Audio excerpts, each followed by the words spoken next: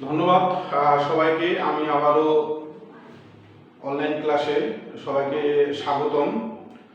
একাদশ শ্রেণীর অনলাইন ক্লাসের আজকের আমি পড়াচ্ছিলাম সংগ্রাম। আজকে আরও কিছু সংগ্রাম নিয়ে আলোচনা করব এবং এখানে সংগ্রাম আলোচনা শেষ করব। তো আমি জয়দেব কুমার রায়, প্রভাষক, chemistry, police line school and college, Rangpur. তো আজকে আমি আবারও আলোচনা করব সংগ্রাম সম্পর্কে। গতদিন বা গত ক্লাসগুলোতে আমি আলোচনা করছি SP3, SP2, SP সংগ্রাম সম্পর্কে। আজকে আমি বাকি সংগ্রামগুলো নিয়ে একটু আলোচনা করব। আর সিলেবাসে আরও যে সংগ্রাম নিয়ে আলোচনা আছে সেগুলো নিয়ে একটু আলোচনা করব। আজকে আমি প্রথমে আলোচনা করব DSP3 সংগ্রাম নিয়ে। তো DSP3 সংগ্রাম নিয়ে আলোচনা করব। তো DSP3 মানে এখানে একটা ডি অথবা বা এটাকে আবার এইভাবে লেখা যায় SP3D। তো আমরা এখানে দেখতেছি যে একটা ডি, একটা এস এবং তিনটা পি অংশগ্রহণ করে পরে সমশক্তির পাঁচটি কি করছে DSP3 বা 5SP3D সৃষ্টি করার প্রক্রিয়াটা হচ্ছে কি যে তোমার DSP3 সংগ্রাম। তাহলে আমি বললাম যে একটা ডি, একটা এস এবং তিনটা পি সংমিশ্রণ করে পরে সমশক্তির সমসংখ্যক মানে পাঁচটাকে আমি সংমিশ্রণ করছি, পরে পাঁচটাকে করছি সমশক্তির একই জাতীয় আণবিক অরবিটাল সৃষ্টি প্রক্রিয়াকে বলা হচ্ছে DSP3 বা SP3 সংগ্রাম। ওকে, এর কিছু কিছু উদাহরণ যেমন হতে পারে PCl5 কার উদাহরণ, DSP3 বা SP3D এর উদাহরণ। এরপরে এখানে আরো উদাহরণ আছে এস, এটা সালফার টেট্রাফ্লোরাইড। এখানে আরো উদাহরণ আছে, আমি শুধু তোমার আজকে আলোচনা করব এই উদাহরণটা নিয়ে আলোচনা করব। আর এখানে বন্ধন কোণ হচ্ছে, বন্ধন কোণ আমরা দুটো পাবো, 120 ডিগ্রি আর পাবো 90 ডিগ্রি। ক্লিয়ার? তো DSP3 তে আমরা বন্ধন কোণ পাবো 120 ডিগ্রি এবং 120 ডিগ্রি এবং 90 ডিগ্রি। আর আকৃতি হবে ত্রিভুজীয়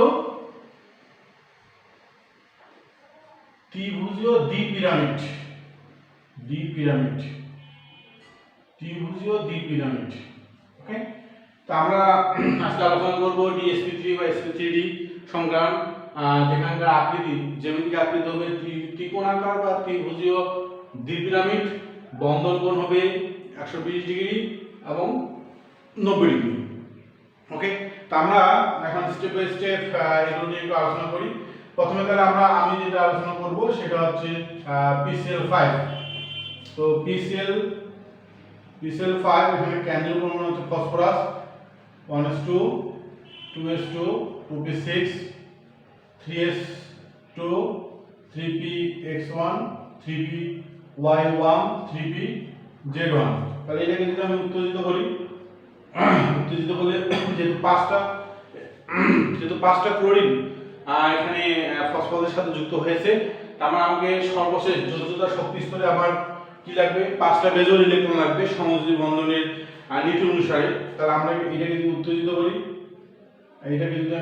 করি, উত্তেজিত স্টার সিম্বল দ্বারা উত্তেজিত অবস্থা বোঝাচ্ছে, তাহলে 1s2 2s2 2p6 3s1 3px1 3py1 3pz1 3dz1। আমরা বলছিলাম তোমরা যেহেতু ইন্টারমিডিয়েট আছো, তোমরা এখানে ডি এর জায়গায় যে কোনো dxy বা dyz দিলেও দিতে পারো, কোনো সিকোয়েন্স অনুসারে সাজানো যাচ্ছে না, আবার তোমরা সিকোয়েন্স অনুসারে দিতে পারো। মানে এখানে dz আসবে না xy আসবে না dss না ys আসবে, এটা তোমরা যেহেতু ছোট মানে ইন্টারমিডিয়েট লেভেলে আসো এই জন্য নির্দিষ্ট সিকোয়েন্স মেনটেন করা হয় না। যদি সিকোয়েন্স মেনটেন করো তাহলে তোমাদের হাজারের বইয়ে আরডি মডেলের একটা রেফারেন্স দেওয়া আছে, রেফারেন্স অনুসারে তোমরা সাজাতে পারো যে l এর মান -2 হলে d কোন অরবিটাল হবে সেটা উল্লেখ করা আছে, তোমরা এইভাবে সাজাতে পারো। তাহলে আমরা যোজ্যতা ইলেকট্রন দেখতেছি যে এই 5টা মেজর ইলেকট্রনের সৃষ্টি হয়েছে, অর্থাৎ 5টা ক্লোরিনের সাথে যুক্ত হবে। তাহলে এটা কি হচ্ছে, একটা s, তিনটা p এবং একটা d, অর্থাৎ তাহলে এখানে সংখ্যাটা হচ্ছে sp3d, অর্থাৎ একটা s তিনটা পি এবং একটা ডি। তার মানে আমরা পাঁচটা কি করবে সমসূত্র অরবিটাল সৃষ্টি করবে। আমি চিত্র আকারে দেখাতে চাই, তাহলে এখানে ফসফরাস আমি আকৃতিতে বলছিলাম যে ত্রিকোণাকার, এখানে আমি বলে নিলাম sp3 d, এখানে sp3 d, আর এখানে হচ্ছে sp3, এখানে হচ্ছে d। ক্লিয়ার? কয়টা করে ইলেকট্রন আছে? একটা করে ইলেকট্রন আছে, একটা করে ইলেকট্রন আছে। তাহলে এইটা হলো কেমন আকৃতি? ত্রিকোণাকার। তারপর আরেকটা আছে উপরের দিকে, তাহলে এটা হচ্ছে sp, এটা হচ্ছে sp3 sp3d, এটা হচ্ছে sp3d, এখানে একটা ইলেকট্রন আছে, এখানে একটা ইলেকট্রন আছে। ক্লিয়ার? তো এখানে আমরা দেখতেছি তো ক্লোরিনের সর্বশেষ ইলেকট্রনটা কোথায় থাকে? ক্লোরিনের ইলেকট্রন বিন্যাস করলে আমরা দেখব যে ক্লোরিনের সর্বশেষ Cl এর ইলেকট্রন বিন্যাস করে দেখতে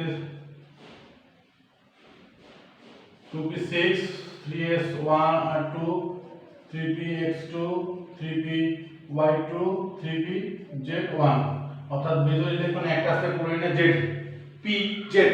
তো p আমরা জানি p আকৃতি কেমন? ডাম্বেল আকৃতি। তার মানে আমরা যদি এখানে ক্লোরিন দেই তাহলে এরকম ডাম্বেল দিতে হবে, এখানে ডাম্বেল দিতে হবে, ডাম্বেল দিতে হবে।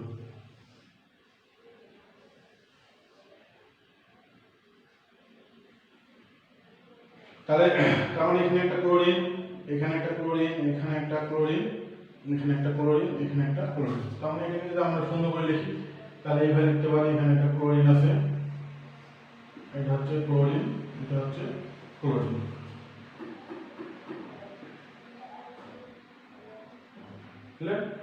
আমরা এখানে এখানে একটা ক্লোরিন দেবো, এখানে একটা ক্লোরিন দেবো। ক্লিয়ার? তাহলে আমরা বলতেছি ত্রিভুজীয় দ্বিপিরামিড। এখন দ্বিপিরামিড আমরা দেখতে যাচ্ছি, এইটার সাথে এটা যোগ করে দাও, তাহলে একটা ত্রিভুজের উপর একটা পিরামিড আছে। দ্বিপিরামিড মানে দুইটা পিরামিড। তাহলে এখানে নিচে দেই, তাহলে দেখা যাচ্ছে ত্রিভুজীয় দ্বিপিরামিড। ওকে? তো ত্রিভুজীয় দ্বিপিরামিড আমরা যদি এই বন্ধন কোণটা দেখি তাহলে এইভাবে লিখতে পারি। আবার লিখতেছি Cl Cl, আর এখানে এই পাশে উপরের দিকে আছে Cl, এখানে Cl, এখানে Cl। ওকে? এই বন্ধন কোণটা হচ্ছে 90 ডিগ্রি আর এই বন্ধন কোণ হচ্ছে 120 ডিগ্রি। ক্লিয়ার? তো আমাদের এইটা গেল DsP3, DsP3 বা sp3d। ক্লিয়ার? আকৃতি কেমন? ত্রিভুজীয় বাইপিরামিড বা দ্বিপিরামিড। বন্ধন কোণ হচ্ছে 90 ডিগ্রি এবং 120 ডিগ্রি। ওকে? আমরা নেক্সট যেটা নিয়ে আলোচনা করতে যাচ্ছি সেটা হচ্ছে D2sp3 বা sp3d2। ওকে? আমরা আলোচনা করতে যাচ্ছি এটা D2sp3 বা sp3d2। তো এখানে আমরা দেখব দুটো d, একটা s এবং তিনটা p, তাহলে মোট হচ্ছে 6টা বা 6 sp3d2 এটা উৎপন্ন করতেছে। ক্লিয়ার? তো এখানে বলা হচ্ছে এখানে বন্ধন কোণের মানটা হবে কত? 90 ডিগ্রি। এখানে একটা বন্ধন কোণ 90 ডিগ্রি। ক্লিয়ার? বন্ধন কোণ হবে 90 ডিগ্রি আর আকৃতি হবে অষ্টতলকীয়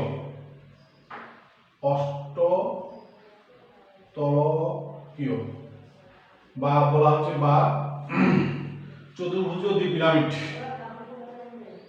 চতুর্ভুজীয় দ্বিপিরামিড।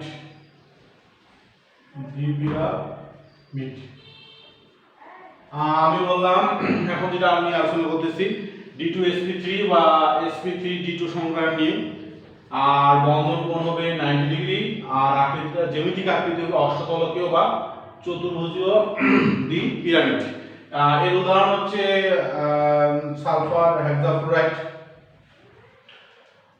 তারপর এখানে আরো অনেক উদাহরণ আছে, যেমন FeCN6, এখানে আছে 2-, তাহলে এটাকে বলবো হেক্সাসায়ানোফেরেট আয়ন, অথবা হতে পারে এটা, সরি এটা। এখানে হচ্ছে হেক্সাসায়ানোফেরেট 2 আয়ন, আর এটা হচ্ছে হেক্সাসায়ানোফেরেট 3 আয়ন। এটা 2 আয়ন, এটা হচ্ছে 3 আয়ন। ক্লিয়ার?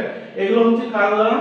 এটা হচ্ছে DsP3 বা sp3d2 উদাহরণ। ওকে, আমরা নেক্সট এইটা নিয়ে একটু আলোচনা করব। আমরা এই সালফার হেক্সাফ্লোরাইড নিয়ে আলোচনা করব, যে সালফারের স্বাভাবিক অবস্থায় ইলেকট্রন বিন্যাস 1s2 2s2 2p6 3s2 3px2 3py1 3pz1। Clear? আমার এখানে কয়টা আছে? ফ্লোরিন, সালফারের সাথে ফ্লোরিন 6টা যুক্ত হয়েছে, তাহলে আমার বেজোর ইলেকট্রন সর্বশেষ শক্তি স্তরে বেজোর ইলেকট্রন লাগবে 6টা। তাহলে এটাকে যদি আমি ফাইনালি উত্তেজিত করি 1s2 2s2 2p6, তাহলে এখানে ইলেকট্রনগুলো আমরা যদি দেখি 1 2py1 2pz1 3d z2 1 আর 3d s2 y2 1। তাহলে আমার এখান থেকে এই পর্যন্ত মোট দেখতেছি আমি কয়টা? 6টা বেজোর ইলেকট্রনের সৃষ্টি হয়েছে। কারণ আমরা ফ্লোরিনের ইলেকট্রন বিন্যাস দেখব যে 1s2 2s2 2px2 2py2 2pz1। তার মানে বেজোর ইলেকট্রন একটা, তার মানে সালফারের সাথে আমার সালফারের 6টা বেজোর ইলেকট্রনের সাথে ফ্লোরিন 6টা যুক্ত হয়ে তোমার কি করবে? D2sp3 বা sp3d2 সংঘটিত হবে। তো এটা আমি বলে দিলাম যে এটা দেখতে হচ্ছে অষ্টদলকীয়। এটা নিয়ে আমরা একটু এখন দেখো। তাহলে অষ্টদলকীয় বলতে অথবা বলা হচ্ছে চতুর্ভুজীয় দ্বিপ্রামিড, অর্থাৎ এখানে সালফার এইভাবে আমরা তৈরি করি যে জ্যামিতিক গঠনটা। তাহলে এখানে sp3d2, এখানে sp3d2, এখানে sp3d2, এখানে sp3d2, এখানে একটা ইলেকট্রন আছে, এখানে একটা ইলেকট্রন, এখানে একটা ইলেকট্রন, এখানে একটা ইলেকট্রন।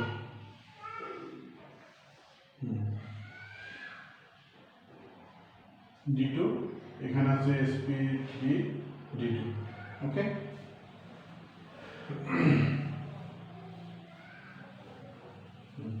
আমরা যেটা আলোচনা করতেছি sp3d2 নিয়ে। এখানে একটা ইলেকট্রন আছে। আমরা এখানে একটু ভালোভাবে করার জন্য এই চিত্রটা একটু বড় করি। তাহলে ফ্লোরিন আছে কয়টা? 6টা। তাহলে ফ্লোরিন কয়টা লাগবে? 6টা লাগবে।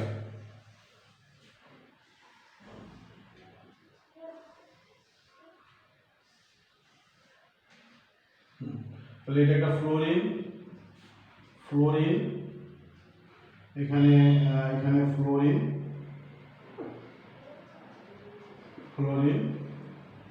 এখানে ফ্লোরিন, এখানে হচ্ছে ফ্লোরিন। ক্লিয়ার? তাহলে 6টা ফ্লোরিন যুক্ত হচ্ছে। আমি যদি এইভাবে কল্পনা করি, এটা হচ্ছে চতুর্ভুজ, তাহলে এটাকে আমরা এইভাবে লিখতে পারি। এখানে সালফার, ঠিক আছে, এখানে সালফার আর এখানে সালফারটা ফ্লোরিনের সাথে যুক্ত হয়ে আছে।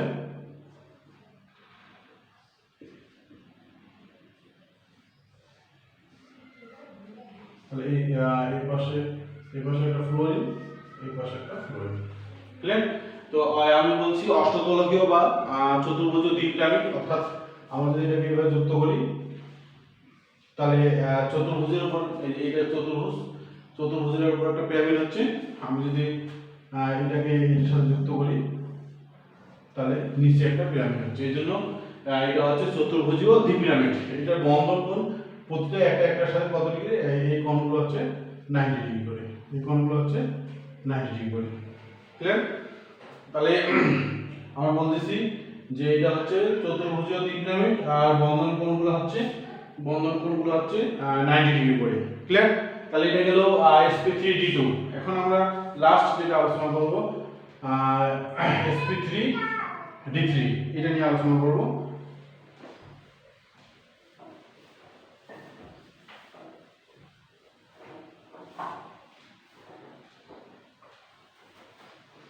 sp3d3 এটা নিয়ে আলোচনা করব।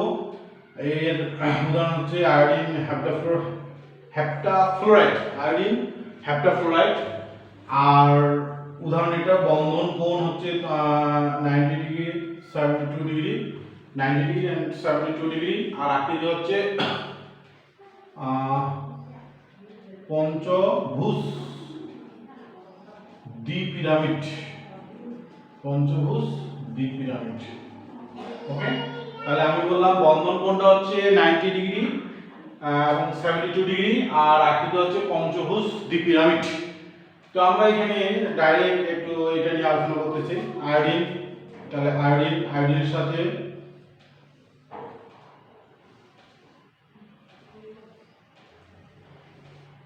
ওকে। তো এই ধরনের কি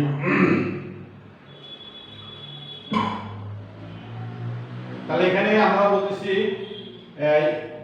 একটা এস তিনটা পি আর একটা এস তিনটা পি তিনটা ডি। তাহলে মোট কতটা পারমাণবিক অরবিটাল অংশগ্রহণ করছে? 7টা। তো 7টা সমশক্তি অরবিটাল সৃষ্টি করবে।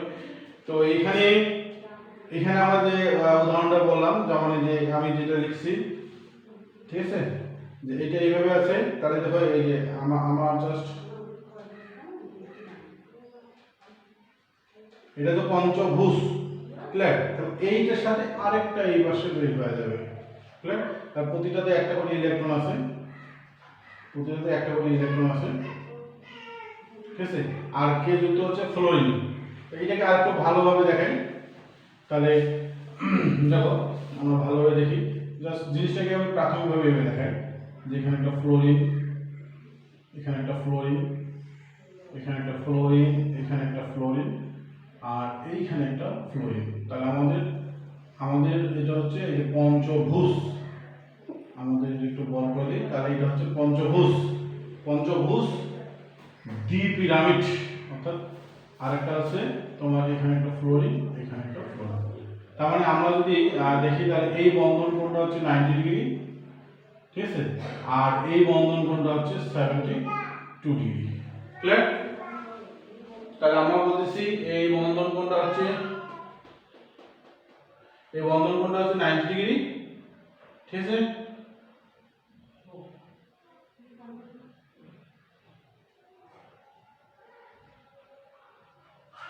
ঠিক আছে, এই বন্ধন কোণটা 90 ডিগ্রি আর এটা হচ্ছে 72 ডিগ্রি, ক্লিয়ার। এটা তাহলে হচ্ছে কি কোন সংক্রাম? এটা হচ্ছে sp3d3 বা d3sp3। আমরা যে উদাহরণটা নিয়েছি সেটা আয়োডিন হেপ্টাফ্লোরাইড, ওকে। তো এরপরে আরেকটা উদাহরণ আছে, সেটা হচ্ছে আমাদের সবচেয়ে ব্যতিক্রমধর্মী, এটাকে বলা হয়, সেটা হচ্ছে কপার টেট্রাঅ্যামিন কপার 2 আয়ন। এখানে সংখ্যা হচ্ছে DsP2 সংখ্যা। Tetraammine copper 2 ion, clear. এর ক্ষেত্রে DsP2 আকৃতি হচ্ছে সমতলীয় বর্গাকার,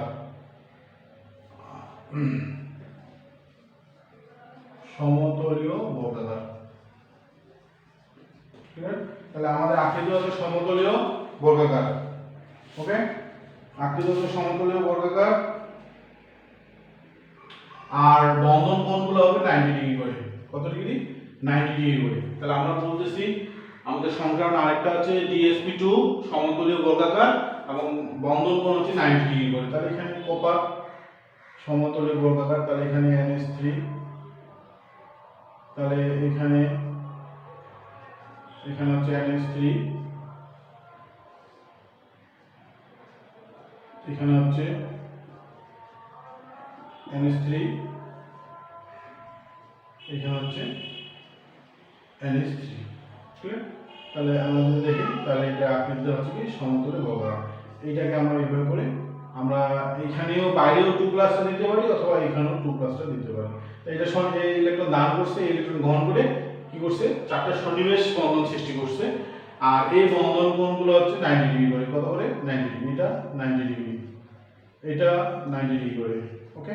এটা 90 ডিগ্রি করে। তাহলে এই সংখ্যাটা হচ্ছে DsP2 আর যার উদাহরণ হচ্ছে টেট্রাঅ্যামিন কপার 2 আয়ন আর এটা হচ্ছে সমতলীয় বর্গাকার। তো ধন্যবাদ সবাইকে। আমরা বাইরে সবাই প্র্যাকটিস করব, কারণ সংখ্যায়ন থেকে প্রতিবারেই সালে বা বোর্ডে প্রশ্ন হয়।